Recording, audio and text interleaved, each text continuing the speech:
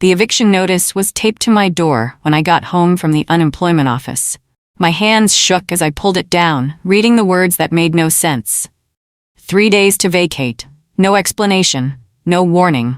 I stood there in the hallway, still wearing my interview clothes from a job I didn't get, trying to understand how my life had fallen apart so completely in 1 week.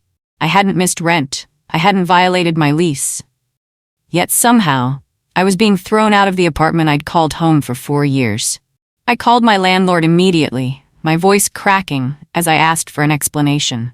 Mr. Henderson had always been reasonable, almost kind, but now his tone was cold, distant, like he was reading from a script. "It's already been handled, Ruth," he said quietly. "The decision is final." When I pressed him for details, he just repeated those words and hung up. I stared at my phone, feeling something twist in my stomach. The way he said handled felt wrong, like someone else had made this decision for him. The job loss had happened 4 days earlier. "Budget cuts," they said as security walked me out with my box of desk supplies. 15 years of loyalty erased in 15 minutes. I'd been applying everywhere since, desperate to land something before rent was due. Now it didn't matter. I wouldn't have an apartment to pay rent for. I sat on my couch that night, surrounded by moving boxes I didn't have the energy to pack, and let myself cry for the first time since childhood. I needed my sister. Claire had always been my person, the one I called when life got hard. We'd grown up sharing everything, surviving our chaotic childhood by holding on to each other. I dialed her number 3 times that night. Each call went straight to voicemail. I texted her about the eviction, adding that I really needed to talk. The message showed as read within minutes, but no response came. That silence hurt worse than the eviction notice itself. Where was she when I needed her most? The next morning, I noticed something strange in the eviction paperwork. The date didn't match. According to the notice, proceedings had started 2 weeks ago, but I'd never received any prior warning or violation letters. Tenant law required 30 days notice, except in extreme cases. This timeline made no sense. I read through my lease agreement twice, searching for something I might have missed. Every clause confirmed what I already knew. This eviction wasn't just unfair. It was illegal. My neighbor, Mrs. Walsh, knocked on my door that afternoon with a casserole and a concerned expression. "I'm so sorry about your troubles, dear," she said, handing me the dish. Then she added something that made my blood run cold. "I saw your sister here last week, talking to Mr. Henderson in the lobby. They seemed quite focused on something. I thought maybe she was helping you with rent." My sister had been here, at my building, without telling me? I thanked Mrs. Walsh and closed the door, my mind racing with possibilities I didn't want to believe. I called Claire again, and this time she answered. Her voice was cheerful, almost too cheerful, like she was performing happiness. When I mentioned the eviction, there was a pause that lasted 3 seconds too long. "Oh no, Ruth, that's terrible," she finally said, but her tone felt rehearsed. I asked if she'd been to my building recently. Another pause. "Just passing by," she said quickly. "Why?" That's when I knew. My own sister was lying to me, and whatever she was hiding had something to do with losing my home. I spent that night remembering everything I'd done for Claire over the years. When she dropped out of college, I'd helped pay her bills for 6 months. When her boyfriend left her stranded across the state, I'd driven through the night to bring her home. I'd co-signed her car loan when no one else would. I'd given her my couch when she had nowhere to sleep. I'd sacrificed promotions to help her through crises. And now, she couldn't even tell me the truth when my life was collapsing. The motive hit me the next day when Claire posted on social media. She'd been complaining for months about her tiny studio apartment, always commenting on my place whenever she visited.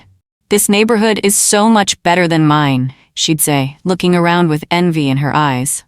Last month, she'd asked if my building had vacancies. I'd checked for her, but the wait list was 2 years long. Now I understood. She hadn't wanted a vacancy. She'd wanted my apartment specifically, and she'd decided I didn't deserve it anymore. When Claire called to check on me 2 days later, I made a choice that surprised even myself.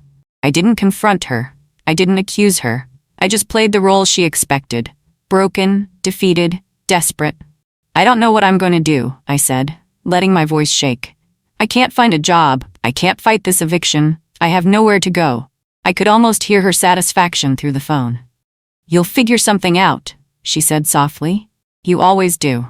She thought she'd won. I let her believe it. I started documenting everything. Screenshots of text messages where Claire had asked about my apartment. Bank records showing I'd never missed rent. The eviction notice with its suspicious timeline. Mrs. Walsh agreed to give a written statement about seeing Claire with Mr. Henderson. I created a folder on my laptop labeled Lease Documents and filled it with evidence. Every lie, every inconsistency, every piece of proof that something illegal had happened. I worked methodically, quietly, like I was building a case in the dark. The lawyer's office smelled like coffee and old books. Attorney Monica Price listened to my story without interrupting, her expression growing darker with each detail. When I finished, she leaned back in her chair and said 3 words that changed everything. This is criminal. She explained that if Claire had paid my landlord to illegally evict me, she'd committed fraud, bribery, and conspiracy. Mr. Henderson had violated tenant protection laws. Both of them could face serious legal consequences. Do you want to pursue this? She asked. I didn't hesitate. Yes. Monica advised me to let the eviction process continue as scheduled. If we stop it now, they'll know you're onto them, she explained. Let them think it's working. Meanwhile, we'll file complaints with the housing authority and prepare a civil lawsuit. It felt wrong. Packing my belongings while building a legal trap, but I trusted her strategy. Claire texted me twice that week, asking about my moving plans. Each message felt like a knife, but I responded with sad emojis and vague answers. She had no idea what was coming. Claire's confidence grew bolder every day. She started asking about my furniture, suggesting items she could take off my hands to help me out. She offered to store things for me in her apartment. She even asked if I'd left a key with the landlord for the final walkthrough. Her questions weren't about helping me. They were about claiming my space before I'd even left. I played along, watching her greed reveal itself in every conversation. She'd stopped pretending to care about where I'd go. She only cared about what I'd leave behind. Monica found the clause that destroyed their entire scheme. Section 14 of my lease clearly stated that eviction required documented cause and proper notice periods. Mr. Henderson had violated both. But more importantly, she discovered something else. A city ordinance prohibiting landlords from accepting payments to circumvent tenant rights. If we could prove Claire had paid him to evict me, the consequences would be severe. We need financial evidence, Monica said. Bank transfers, receipts, anything showing money changed hands. I knew exactly where to look. The formal complaint was filed on a Tuesday morning. Monica submitted documentation to the housing authority, the rental board, and the city attorney's office. She sent a cease and desist letter to Mr. Henderson, informing him that the eviction was being legally challenged and any further action would result in additional charges. We also requested all financial records related to my tenancy. The trap was set. Now we just had to wait for them to realize they'd walked into it. I packed another box, my hands steady now, no longer shaking with fear. Mr. Henderson called me that afternoon, his voice tight with panic. Ruth, I think we can work something out, he said quickly. Maybe we moved too fast on this eviction. I'm willing to give you more time. I almost laughed. 2 weeks ago, he'd told me the decision was final. Now he wanted to negotiate? I'll have my attorney contact you. I said calmly and hung up. Monica called within the hour. He's terrified, she reported. He knows he violated the law. He's trying to undo it before the investigation goes further. But it was already too late for him. Claire found out when Mr. Henderson called her in a panic. She showed up at my apartment that evening, her face pale and her hands shaking. What did you do? She demanded, pushing past me into my living room. Why are lawyers involved? This is just a misunderstanding. I looked at my sister, this person I'd loved and trusted my entire life, and felt nothing but cold clarity. Is it? I asked quietly. Is it really a misunderstanding, Claire?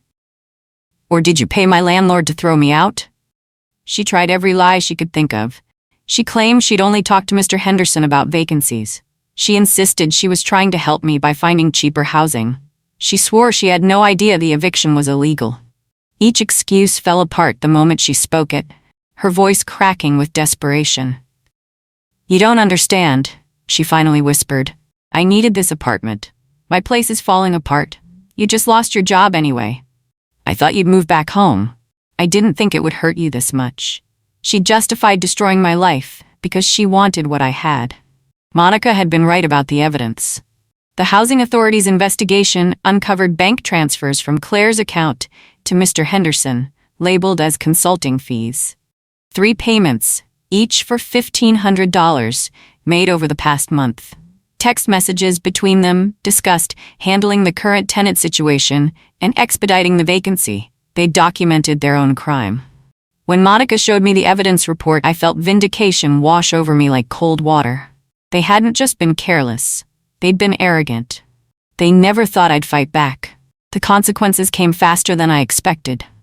Mr. Henderson received a formal violation from the Housing Authority, resulting in a $50,000 fine and suspension of his property management license. He was required to compensate me for damages, legal fees, and emotional distress. The city attorney's office opened a criminal investigation into the bribery scheme. Claire faced fraud charges and was ordered to repay the money she'd given him, plus additional penalties. The apartment she'd wanted so badly, she'd never be allowed to rent it. I'd made sure of that. The hardest part was watching Claire's reputation collapse. Our family learned what she'd done when the legal notices arrived. Friends who'd known us for years stopped speaking to her after I explained everything. Her employer put her on leave pending the outcome of the criminal case. She'd built her life on being the sweet younger sister, the one everyone protected and forgave. Now people saw the truth. She'd betrayed family for an apartment. She'd destroyed someone who'd only ever helped her. The persona she'd crafted for years shattered in days. The settlement gave me everything I'd fought for and more. I kept my apartment with a new lease directly protecting me from future retaliation. I received compensation covering 6 months of rent, legal fees, and damages for the emotional harm caused. Monica negotiated additional penalties against Mr. Henderson that would be paid directly to me. But the real victory wasn't financial. It was walking through my apartment, unpacking the boxes I'd thought I'd never open here again, knowing I'd stood up for myself when everyone expected me to disappear quietly. Claire tried to contact me one final time, 3 months after the settlement. A letter arrived, handwritten, full of apologies and excuses. She claimed she'd been desperate, overwhelmed, not thinking clearly. She said she hoped someday I could forgive her. I read it once, then placed it in the folder with all the other evidence from the case. I didn't respond. Some betrayals are too deep for words to repair. She'd made her choice when she decided my home was worth more than our relationship. I'd made mine when I decided I deserved better than her version of family. I found a new job 2 months later, better than the one I'd lost. My apartment feels different now, lighter somehow, like I've claimed it in a way I never had before. Sometimes I see Mr. Henderson in the lobby, and he can't meet my eyes. Sometimes I think about Claire and feel a sadness that will probably never fully leave. But mostly, I feel strong. The eviction she paid for didn't break me. It revealed who I really was. Someone who wouldn't be erased quietly, someone who fought back, someone who won. She tried to steal my home. Instead, she lost everything and I gained myself.